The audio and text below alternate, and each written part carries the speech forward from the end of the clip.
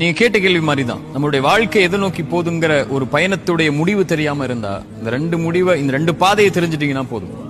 அதுக்கு முன்னாடி பிலாலுடைய சம்பவத்தை சொல்றேன். பிலால் இப்னு ரபாஹ் மக்காவில் அடிமையா இருந்து அல்லாஹ்வுடைய தூதரோடு இஸ்லாமை ஏற்றுக்கொண்டு மதீனாவுக்கு வந்து அல்லாஹ்வுடைய தூதருடைய வாழ்க்கை வரை இருந்தவர். பிலால் இல்லாம மதீனா விழிக்காது இல்ல. பிலால் இல்லாம அல்லாஹ்வுடைய தூதரை விழிக்க மாட்டாங்க. அதானுடைய தலைவர் அவர். பிலால் அல்லாஹ்வுடைய தூதரோடு பயணித்தவங்க. அல்லாஹ்வுடைய தூதருடைய மரணம் அவருடைய வாழ்க்கையில மிகப்பெரிய இருளை கொண்டு வருது. அவருடைய வாழ்க்கையில மகிழ்ச்சியை மறந்தார். கவலை முழுக்க நிரம்புது.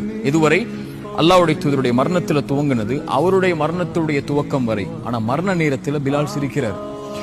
மனைவி கேட்டாங்க, எவ்வளவு நாள் கவலையா இருந்தீங்க அல்லாஹ்வுடைய தூதருடைய மரணத்துக்கு பிறகு, இப்ப சிரிக்கிறீங்க ஏன்னு சொல்லி. பிலால் சொன்னாங்க, கதன் அல்கல் ஹிப்பத முஹம்மத வ ஸஹ்பா, நான் நாளைக்கு போய் அல்லாஹ்வுடைய தூதரையும் அவங்களுடைய தோழர்களையும் சந்திக்க போறேன்.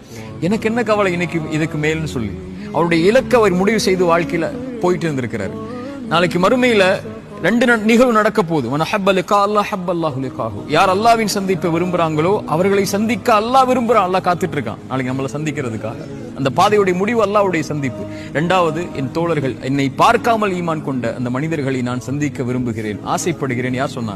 அல்லாஹ்வுடைய தூதர் சொன்னாங்க. பிலாலுடைய அந்த வார்த்தையை பொருத்தி பாருங்க. என்னுடைய இந்த வாழ்வு எப்படி இருந்தாலும் நான் போக போற பாதை அந்த மகிழ்ச்சிக்குரிய பாதை, அல்லாஹ்வும் அல்லாஹ்வுடைய தூதரும்.